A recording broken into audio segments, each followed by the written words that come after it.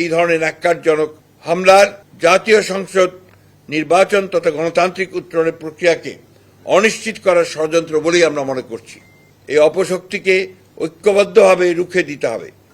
গতকাল সন্ধ্যায় ইনকিলাব মঞ্চের মুখপাত্র শরীফ উসমান হাদি সিঙ্গাপুরে চিকিৎসাধীন অবস্থায় শাহাদাত বরণ করেছেন।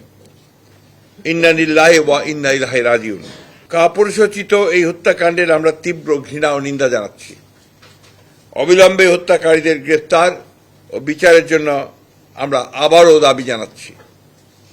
এই অনাকাঙ্ক্ষিত মৃত্যুকে কেন্দ্র করে গতকাল মাঝরাতে দৈনিক প্রথম আলো ও ইংরেজি দৈনিক স্টার সহ আরও কয়েকটি প্রতিষ্ঠানে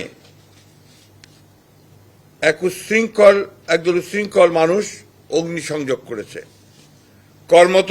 কর্মরত সাংবাদিকদের জীবন মৃত্যু ঝুঁকির মধ্যে ঠেলে দিয়েছে। সম্পাদক পরিষদের সভাপতি নিউ এজের সম্পাদক ফ্যাসিবাদ বিরোধী জুলাই আন্দোলন সহ দেশের সকল গণতান্ত্রিক আন্দোলনের অন্যতম সাহসী ব্যক্তিত্ব বরেণ্য সাংবাদিক জনাব নুরুল কবিরের উপরে আক্রমণ করা হয়েছে। ছায়ানট সহ আরও কয়েকটি সাংস্কৃতিক প্রতিষ্ঠানে হামলা করা হয়েছে এবং আজ উদীচীতেও হামলা করা হয়েছে এবং অগ্নিসংযোগ করা হয়েছে। এবং গতকাল খুলনা ও ভারতের হাইকমিশনের কার্যালয় বাসভবনে হামলা করা হয়েছে। চট্টগ্রামে ধানমন্ডির ৩২ নম্বরে আবার অগ্নিসংযোগ করা হয়েছে।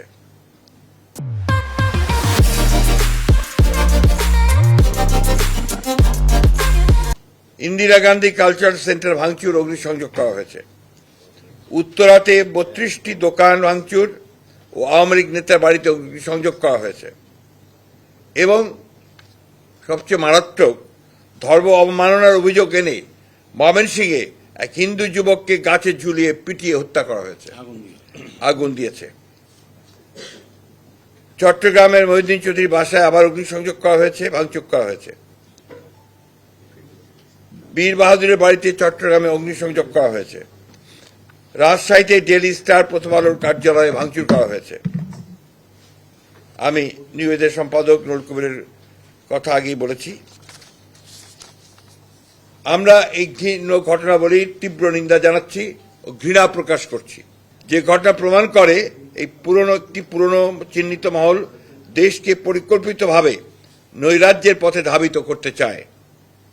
অনেক রক্তের বিনিময়ে অর্জিত আমাদের ভোটাধিকার তথা গণতান্ত্রিক অধিকারকে তারা নস্যাৎ করে দিয়ে দেশে ফ্যাসিবাদের একটি নতুন সংস্করণ তৈরি করতে চাচ্ছে। সরকারের নাকের ডগাতেই তারা এই তৎপরতা চালিয়ে যাচ্ছে। জনগণ মনে করছে যে সরকারের ভূমিকা সন্তোষজনক নয়। ফলে দেশ বিদেশে সরকার তথা দেশের ভাবমূর্তি ক্ষুণ্ণ হয়ে চলেছে। ইতিমধ্যে এই হত্যাকাণ্ডের প্রতিবাদে দেশের সকল রাজনৈতিক দল প্রতিবাদ করেছে এবং হত্যাকারীদের বিচারের দাবি জানিয়েছে।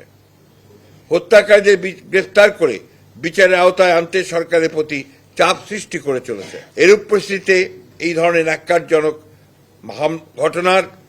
হামলার আমরা জাতীয় সংসদ নির্বাচন তথা গণতান্ত্রিক উত্তরণের প্রক্রিয়াকে অনিশ্চিত করার ষড়যন্ত্র বলেই আমরা মনে করছি। শান্তিকামী গণতান্ত্রিকামী দেশবাসীর পক্ষ থেকে এই ঘৃণ্য ষড়যন্ত্রকারীদের আমরা হুঁশিয়ার করে দিতে চাই।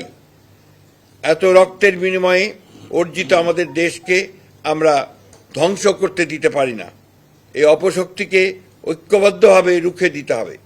এই ষড়যন্ত্র প্রতিহত করতে নৈরাজ্য বিরোধী সকল রাজনৈতিক সামাজিক শক্তির আজ ঐক্যবদ্ধ হওয়ার কোনো বিকল্প নাই।